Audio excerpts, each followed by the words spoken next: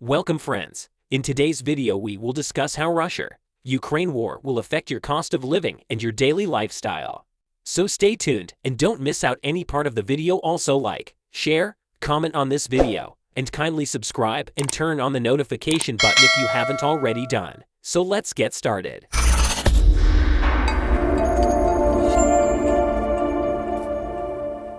So the answer to the title of this video is expensive crude oil. As you know, because of Russia-Ukraine war, the energy prices across the world has gone up like anything. Not just war, there are other reasons too, but the secondary reasons take refuge under the primary reason, and if you see currently, Russia-Ukraine war is the hot topic. Now try to understand this. When oil prices go up, all modes of transportation, whether sea, land, or air, primarily sea transportation, that is freight rates, are going up rapidly. When transportation cost increases, that also increases the overall cost of raw material. And then there are some oil companies who will take advantage of the situation. They will see this situation as an opportunity to earn more profit or recover their debts. This kind of business behavior also exists, we cannot deny that. Let's say company bought oil from countries like Russia, Saudi, United States, or Europe, and that company bought the oil at a time when the oil prices were at $90 a barrel, and then these companies have stored the oil in their tanks. Today, if you see the oil prices of a crude Brent crude OPEC basket, the cost is somewhere around 120 to 130 per barrel. OPEC is around 117 per barrel. It is the cheapest right now. Anyhow, so currently the oil prices are high. Then company knows that in the coming days oil prices will increase. Furthermore, that means oil companies are going to hold and wait more when the prices of oil go a little higher.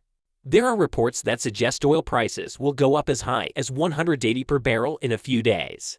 So anyhow, the point is oil companies store oil, or let's say if you are a shipping company and you need fuel for your ships to carry freight, if you approach any oil company, they are not going to sell you oil in today's price. They will ask you more because they know that in a few days, as it is, the price will go up. As a shipping company, you have your own cost and business to look after, and also, time is your enemy for carrying logistics because you have to be on time. And then you know that there is huge export and import demands from countries. Then what you do is you buy that oil at whatever the price they ask. As a shipping company, you're going to transfer that cost on companies that want to transport their goods through your ships. This way, let's say, you buy a laptop which is $650. Now the laptop company who exports that laptop to any country will have to pay more to the shipping company for transportation. As a result, that laptop company will increase the cost of their laptops from $650 to $700 or even more. Now the same example is applicable on raw materials as well. Replace laptop with other raw materials like coal, iron, or copper, aluminum, rubber, organic chemicals, precious metal, compound machinery, electrical components, and many more.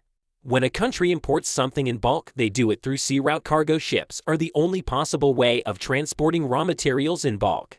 These huge cargo ships consume a lot of diesel fuel, and if you see diesel fuel, petrol fuel, they're actually refined from crude oil. So if the prices of crude oil increases, it will have a trickle-down effect on everything in between, and the increase in price has to be bared by the end consumer. So you see how the rise in oil prices became a catalyst in the rise of raw material prices. As an ordinary human, when we think about it, how come the prices of everything has increased? In which industry it is used? It is used in auto appliances, construction, and real estate, and we all know how steel is made, right? It also needs certain raw materials or pairing raw materials. Some raw materials are imported from other countries, and to get them you need to bring them in large ships. So anyhow, when the price of fuel increases, the transportation cost will increase, and then the company which extracts these raw materials from earth, even they use large machinery that also requires fuel. As a result, the extraction process becomes expensive. Then transportation becomes expensive, so the overall cost of import also increases. That means ultimately the cost of HRC and TMT steel bars will increases, and when you use this steel to make vehicles appliances or in construction, naturally the cost of vehicle appliances and the cost of property will increase. And then people who work in these industries, they will also demand a hike in their salaries. After all, they also need to consume, right? They also have to buy things to eat, pay rent, consume electricity, medicines, buy vehicles, etc. So like this, price of everything increases, and that is also how economy works, and then that is also how eventually cost of living increases. Let us know what you think in the comment section below. That's all for today. Thanks for watching. See you soon.